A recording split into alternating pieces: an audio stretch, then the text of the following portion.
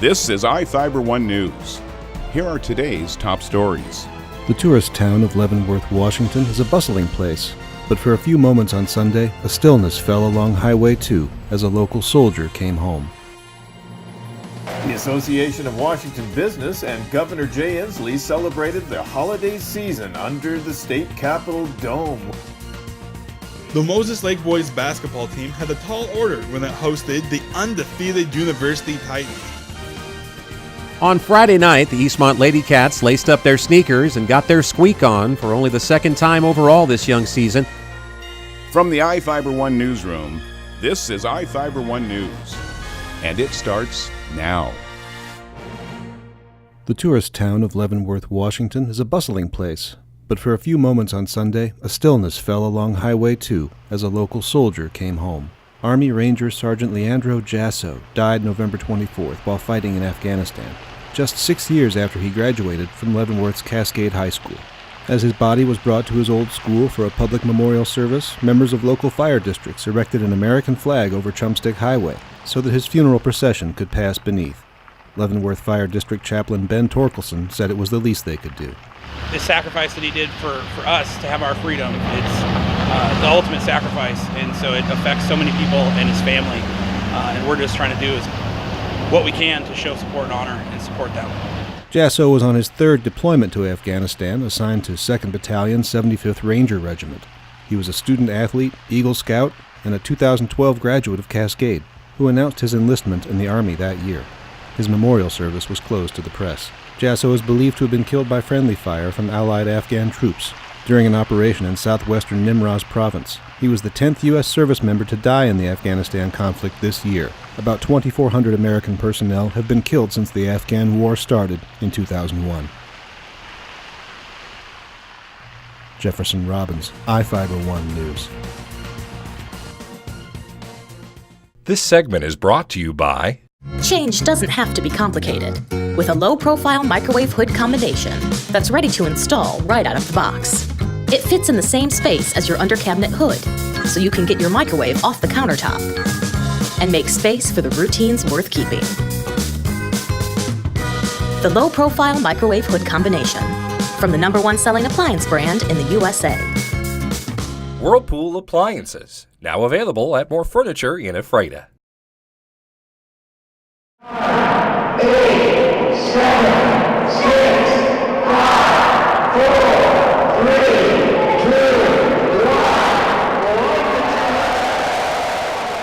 1. The Association of Washington Business and Governor Jay Inslee celebrated the holiday season under the state capitol dome with the 30th annual Holiday Kids Tree Lighting Ceremony. The event lit up a 29-foot noble fir donated by Weyerhaeuser's Vale Rainier Tree Farm. Each year, the Association of Washington Business hosts the ceremony, which culminates its project with the presentation of donations to rural fire districts. Washington Middle School Choir in Olympia sang songs, and the governor read a proclamation. Olympia Police Sergeant John Hazen and his wife Christy and their children Matthew and Allison threw the switch to light the tree. The tree features plush teddy bear ornaments and about 7,000 LED lights. The theme for this year's ornaments is military bears, stuffed animals outfitted with uniforms from each of the U.S. military branches. The teddy bears will be donated to area children's hospitals after the tree comes down. Each year, the Association of Washington Business hosts the ceremony, which culminates its project with the presentation of donations to rural fire districts. The districts in turn distribute the funds, toys, and food to needy families during the Christmas season. The fire districts involved include Mason, Thurston, and other counties in central and eastern Washington.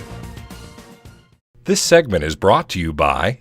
Your taste buds bored? Well, then bring them to Jay's Teriyaki. Not only does Jay's have a variety of teriyaki dishes, they also offer mouth-watering salads and sides. Call Jay's 509-764-5155. Jay's Teriyaki, located at 123 East Broadway in Moses Lake, because it's all in the sauce.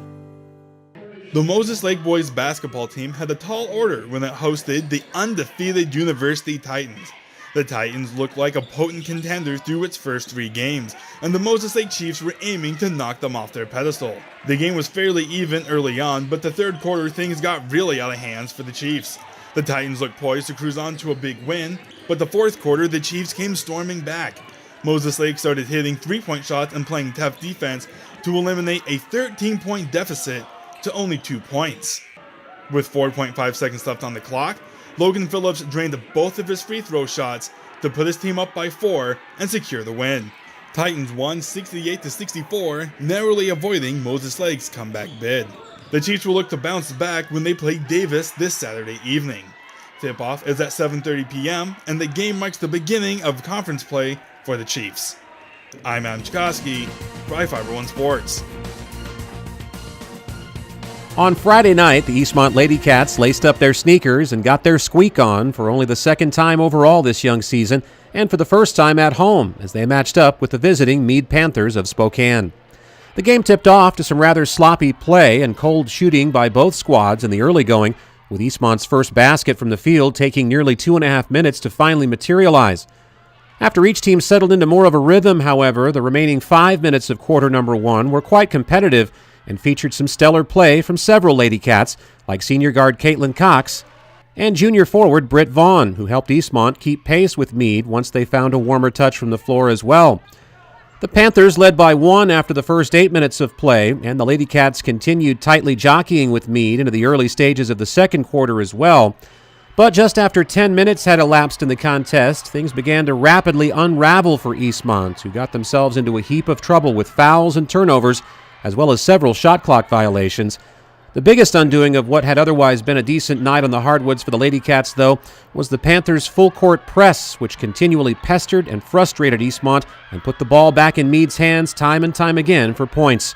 By halftime, the Panthers had opened up a 37-15 advantage after outscoring the Lady Cats 26-5 in the second quarter, and unfortunately for Eastmont, things only got worse from there, as Meade's pesky press, rebounding, and physical dominance under the bucket turned the game from a halftime blowout into a 32-minute annihilation.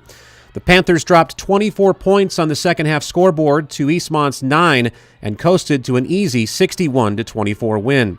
The Lady Cats' record is now an even-up 1-1 on the season, and they'll look to swiftly bounce back against the Eisenhower Cadets on the road in Yakima this evening. Reporting for iFIBER 1 Sports, I'm Chris Hansen. This is iFIBER 1 News. For more information on these stories and other news, visit us online at iFiber1.com or check us out on Facebook.